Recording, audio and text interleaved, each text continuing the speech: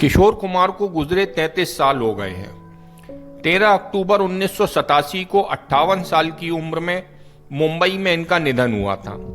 किशोर कुमार का जन्म 4 अगस्त 1929 को मध्य प्रदेश के खंडवा में हुआ था। यहां गौरतलब करने लायक बात यह है कि किशोर कुमार को खंडवा से ताजिंदगी बहुत प्यार रहा। किशोर कुमार जब भी किसी स्टेज शो में गाते तो अपना इंट्रोडक्शन जब वो करवाते थे तो बड़े गर्व से कहते थे किशोर कुमार खंडवे वाले। बचपन में इनका नाम आभास कुमार गांगुली था, लेकिन बाद में इन्होंने अपना नाम बदलकर किशोर कुमार रख लिया।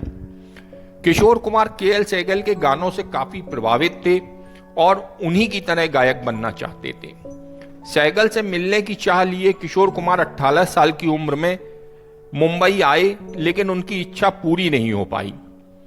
किशोर कुमार के बड़े भाई अशोक कुमार एक इंटरव्यू में बताया था कि बचपन में किशोर की आवाज फटे बांस की तरह थी।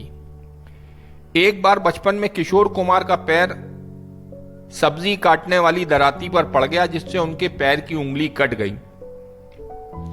डॉक्टर्स ने उंगली का इलाज तो कर दिया, लेकिन दर्द नहीं गया। वे कई दिनों तक जोर जोर से रोते रहे, जिसके चलते किशोर दा का ऐसा रियाज हुआ कि उनकी आवाज बदल गई। 1948 में पढ़ाई अधूरी छोड़कर किशोर कुमार इंदौर से मुंबई चले गए थे, लेकिन उन पर क्रिश्चियन कॉलेज के कैंटीन वाले के 5 रुपए और 12 आने उधार रह गए थे। कहा जाता है कि चलती का नाम गाड़ी, जो कि फिल्म 1958 में आई थी, उस फिल्म के मशहूर गीत 5 रुपया 12 आना का जो मुखड़ा है उधारी की इसी रकम से प्रेरित था। किशोर कुमार ने 4 शादियां की थी, बावजूद इसके वे अकेलापन महसूस करते थे। उन्होंने एक इंटरव्यू में कहा था कि यहां कोई किसी का दोस्त नहीं है। वे कहते थे कि दोस्त बनाने की बजाय पेड़ों से बात करना बेहतर है। कथित तौर पर किशोर कुमार पेड़ों से बात किया करते थे।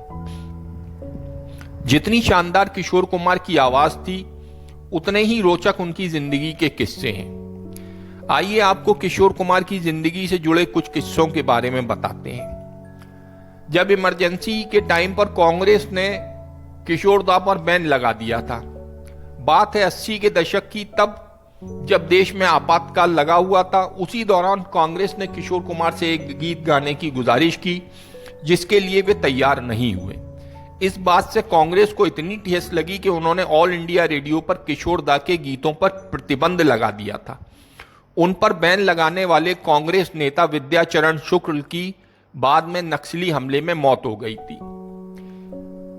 दूसरा किस्सा है बी.आर. चोपड़ा से जुड़ा हुआ है। किशोर दा बहुत ही विनोदी स्वभाव के व्यक्ति थे। एक बार उनके इसी विनोदी स्वभाव का शिकार हो गए थे मशहूर फिल्म मेकर बलदेव राज चोपड़ा, बी.आर. चोपड़ा। किशोर कुमार के भाई अशोक कुमार और बी.आर. चोपड़ा शुरू से ही अच्छे दोस्त थे, लेकिन जब पारिवारिक रिश्ते के चलते किशोर कुमार चोपड़ा के पास काम मांगने गए तो उन्होंने उनके सामने कुछ शर्तें रख दी।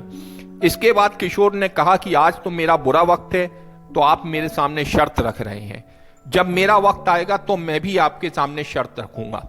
इस बात को बाकी सभी तो भूल गए थे, लेकिन किशोर दा नहीं भूले।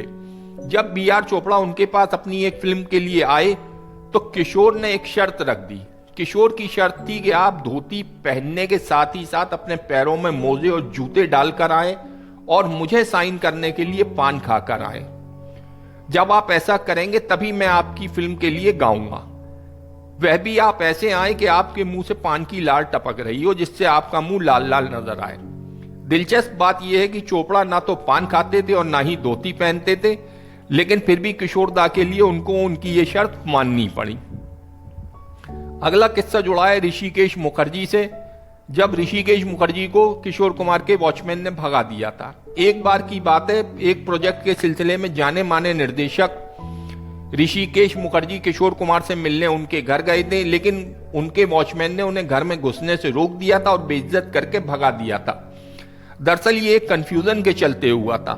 किशोर कुमार ने एक बंगाली ऑर्गेनाइजर के लिए शो किया था, जिसने उनके पैसे नहीं चुकाए थे। गुस्से में आकर किशोर कुमार ने अपने गेट कीपर को सख्त हिदायत दे रखी थी कि अगर कोई बंगाली बाबू घर पर आए तो उसे भगा देना।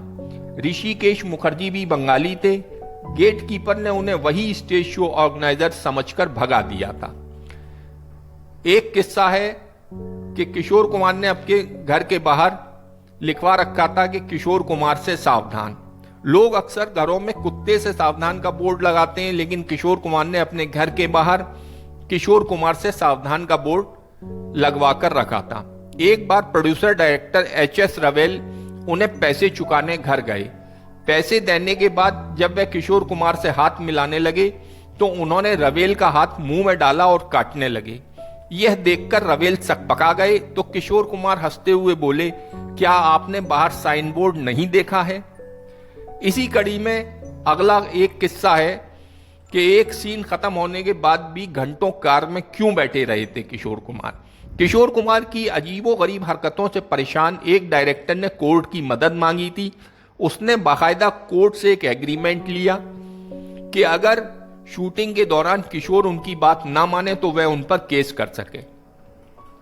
अगले दिन जब किशोर शूटिंग के लिए सेट पर पहुंचे और जैसा डायरेक्टर ने कहा वैसा ही करते रहे। एक शॉट के दौरान वे कार से सिर्फ इसलिए बाहर नहीं निकले क्योंकि डायरेक्टर ने उन्हें बाहर निकलने के लिए कट नहीं बोला था। इसी फिल्म के एक और सीन में डायरेक्टर ने समझाया था कि आपको कार से थोड़ी दूर तक जाना है और फिर उतर आना है, सीन कट हो जाएगा। लेकिन डायरेक्टर फिर कट बोलना भूल गया और किशोरदा कार से नहीं उतरे और उधर डायरेक्टर इंतजार करता रहा। अगले दिन पता चला कि वो कार से खंडाला चले गए थे। तो ऐसे मजाकिया किस्से जो है किशोर कुमार की जिंदगी से जुड़े हुए हैं। इसी से जुड़ा हुआ एक और किस्सा है कि घर में उन्होंने खोपड़ियां और हड्डियां लगवा रखे थे। तो किस्सा कुछ इस तरह है कि किशोरदा को लाइमलाइट में रहना और मीडिया का अटेंशन पाना बिल्कुल पसंद नहीं था। वे एकांत में समय बिताना पसंद करते थे और इंटरव्यू देने से सख्त नफरत करते थे।